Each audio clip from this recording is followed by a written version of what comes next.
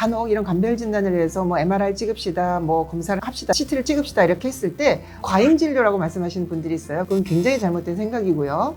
안녕하세요. 통증 캐치 한 닥터 통쾌한의 한경림입니다. 오늘은 대상포진 5탄 스포 없는 대상포진에 대해서 말씀드리도록 하겠습니다. 외래 산전을 보다 보면은 피부에 뭐가 조금만 나도 대상포진이냐고 찾아오시는 분도 계시지만 피부에 전혀 뭐가 나는 것이 없는데 한쪽으로 쿡쿡 쑤시고 찌르고 따갑고 하는 통증이 있다고 해서 병원을 가서 스포 없는 대상포진이라고 진단을 받고 치료를 받다가 오시는 분들도 계십니다. 최근에 제가 만났던 40대 여자 환자고 스포 없는 대상포진이라고 진단을 받고 치료를 받다가 오셨던 여자 환자분 사연을 먼저 소개시켜 드리고 나서 스포 없는 대상포진에 대해서 말씀드리도록 하겠습니다. 저는 우측 가슴에서부터 등까지 통증이 심합니다. 통증은 10일 전부터 시작되었고 일주일 전에는 한의원에서 침을 맞고 한약을 처방받아서 먹고 통증이 조금 주는 듯 했습니다. 그 후에도 통증이 심해서 잠을 잘 수가 없어서 통증학과에 내원해서 대상포진 의증이라고 생각된다고 주사를 맞고 스포가 올라오는지 지켜보라고 하셨습니다. 통증 때문에 계속 잠을 설치고 오른쪽으로 누우면 통증이 더 심해집니다. 우측 가슴 아래에서 등까지 화끈거리고 욱신하고 시큰한 통증이 있고 가슴 겨드랑이 등으로 통증이 왔다 갔다 합니다. 지금은 가슴과 옆구리로 찌릿한 통증이 있고 스포는 여전히 없습니다.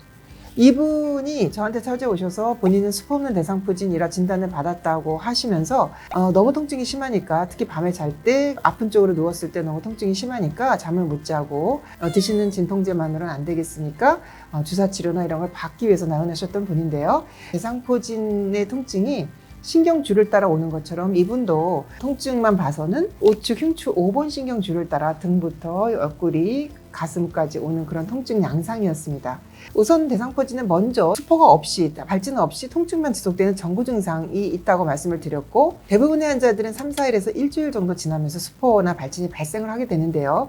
이분 같은 경우 10일이 지난 후에도 피부 병변은 전혀 없으면서 통증이 극심했기 때문에 통증의 원인을 찾기 위해서 가슴 CT나 등 신경을 봐야 되는 MRI 촬영을 권유했는데 환자분이 거부하시고 스포 없는 대상포진이라는 생각하에 계속 타 병원을 다니시면서 치료를 받았던 환자입니다. 그래서 이분이 한 달 반 정도가 경과된 이후에 다시 찾아오셨어요. 통증이 너무 극심한데 스포 없는 대상포진이라고 생각하면서 타병원에서 이제 주사도 맞고 약도 먹고 이렇게 하는데도 통증이 너무 가라앉지 않으니까 다시 한번 내원을 하셨는데요. 그때는 이제 제가 권유하는 검사를 하셨습니다. 가슴 CT랑 등 MRI 찍었었는데 우측폐의 폐암과 등 척추 전체적으로 척추에 척추 전이암 소견을 보입니다. 이분 같은 경우는 폐암과 전이암, 척추 전이암에 의해서 우측 등과 옆구리, 가슴으로 통증이 발생한 것이었는데 통증의 원인을 찾지 않고 스포 없는 대상포진이라고 하면서 시간이 이렇게 흘렀던 그리고 고통을 받았던 그런 케이스입니다.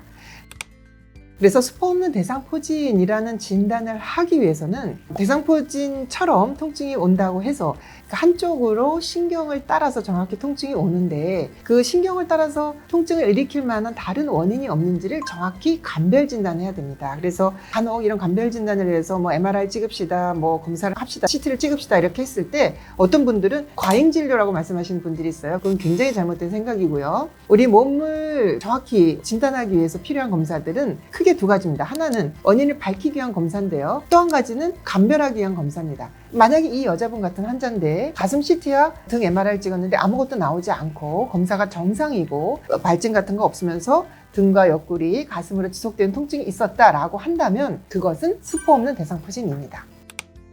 대상포진 환자들을 많이 보다 보면은 이런 환자들을 종종 보게 됩니다. 그래서 굉장히 마음이 아픈데요. 스포 없는 대상포진이라는 진단은 의사로서는 심각한 고민을 하고 원인을 찾도록 노력을 해봐야 되는 질환입니다. 그래서 한쪽으로 신경줄을 따라서 통증이 대상포진과 유사하게 온다고 해서 다른 원인을 찾지 않고 그냥 스포 없는 대상포진 진단을 내린다는 것은 위험할 수 있고요. 그런 진단을 내리기 위해서는 통증을 일으킬 만한 다른 원인이 없는지를 정확히 감별 진단하고 나서 특별한 원인이 없이 통증이 올 때 스포 없는 대상포진이다 라고 진단할 수 있겠습니다. 통증 없는 삶, 우리들의 권리입니다. 통증 더 이상 참지 마세요.